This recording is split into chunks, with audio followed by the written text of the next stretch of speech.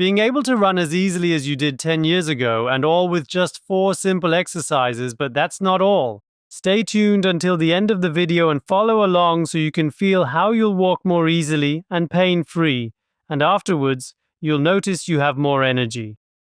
Try to remember how it was being able to carry your shopping bag, being able to walk well, being able to jog. When did you last do that? Then let's try to achieve it. And why was it much better back then than now?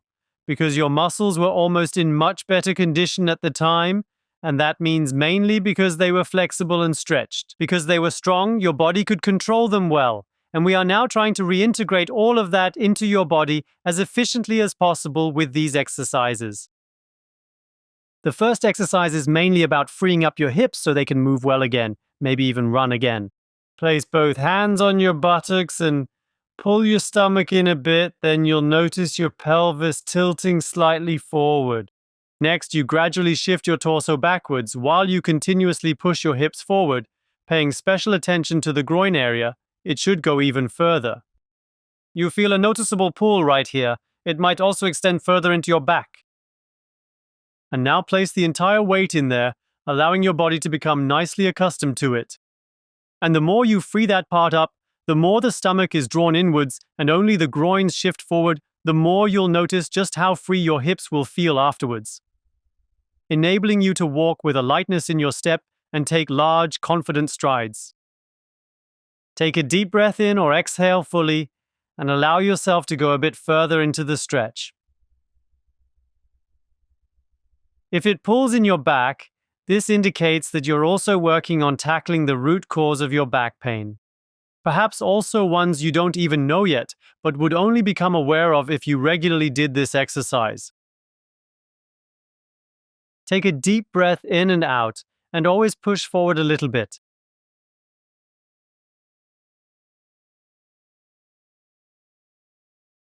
You can try bending your knees a bit more, then you might notice there's an additional stretching happening in the process. And we're getting really close. Just under half a minute to go now. And at the very end, feel free to gently tilt your head back and down once more, as it will help create a lot more freedom for your neck and your entire cervical spine, offering a nice release. And then you slowly come back up. You will notice it. Now your body wants to move forward, and that's exactly what we'll do. But let's do it so that you slowly feel your way down. And don't be surprised if it pulls on your back now, because everything in the back was stretched with the previous exercise. And you have to give in again. And now you go deeper and deeper down. And make an effort to keep your back as straight as you possibly can. Then you'll begin to feel the stretch at the back. Primarily in the knee pit, potentially a bit higher. Extending all the way up to the buttocks. And you proceed deeper down. So the stretch intensifies while you keep going, because it stretches all the way back here. Our goal is definitely to ensure you have sufficient room for making big steps.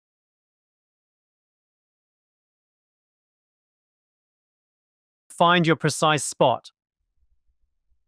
Where the stretch is still bearable in terms of intensity, it must not be too much.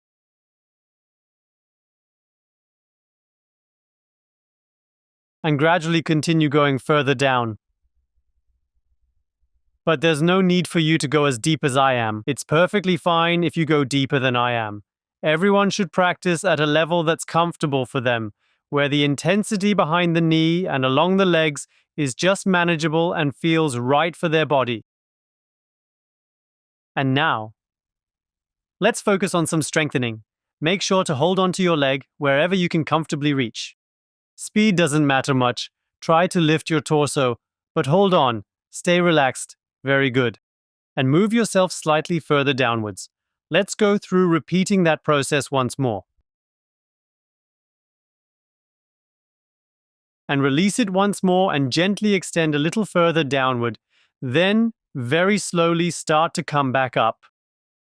Come up very slowly, taking your time, and then just remain in that exact position and step backward with your right foot.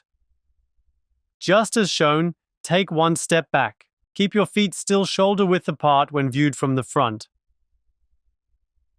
Place one hand again on the buttocks, while the other hand goes over your belly. And now we will move the left foot forward into such a position, so that it provides a nice stretch in the right calf when the knee remains fully straight. And when you start to feel that pulling sensation in your upper right calf muscle, at that point, slowly tilt your pelvis backward. This means your hand on your stomach should now really push your entire torso back with control and intention, but always ensure that the right leg remains fully straightened and unwavering.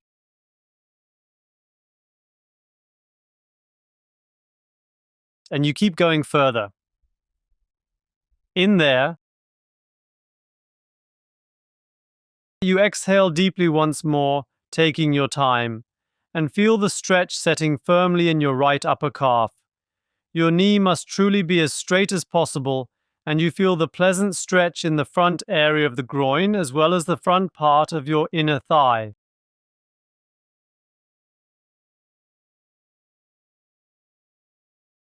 And now give it a try. You can join in, but you don't have to. If you can't do what I'm explaining now, just remain up to here and start in a few days. Move your right foot forward, which is firmly and securely stuck to the ground underneath us, since we are standing on it. And then you will notice a gradual increase in the intensity right here. Then you release the tension again and gently move your torso slightly further back. Once more, you may notice your right foot tends to move forward. Relax again, letting go of any tension, and gently reposition yourself a bit further back again. Straighten your knee once more. Lower yourself a little bit further to increase the stretch in your calf muscle. Attempt again to pull the foot forward. However, it's simply not going to move because we are firmly standing on it. Relax, extend the stretch just a bit more, and then you gradually come out of it. And tomorrow you do the same exercise on the other side and then switch every day. The first two exercises are always for both sides anyway, and the third exercise you do it one day on the right, one day on the left. And you do the same with the fourth exercise.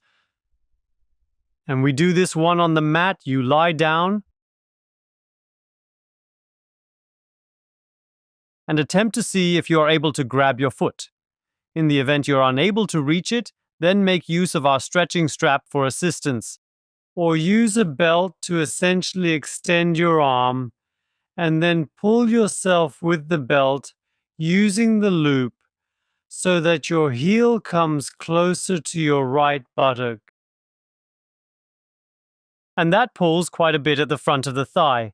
You really need to make sure that your right groin remains firmly planted on the ground and ensure that you don't accidentally move into your hip flexion. And that's really important. You always have to look or feel again quite carefully because the body tends to want to avoid the position unconsciously. And then we steadily continue to carefully and slowly pull the foot closer and closer towards the buttocks together. You're breathing nicely. Deeply in, deeply out. And pulling your foot a little closer each time.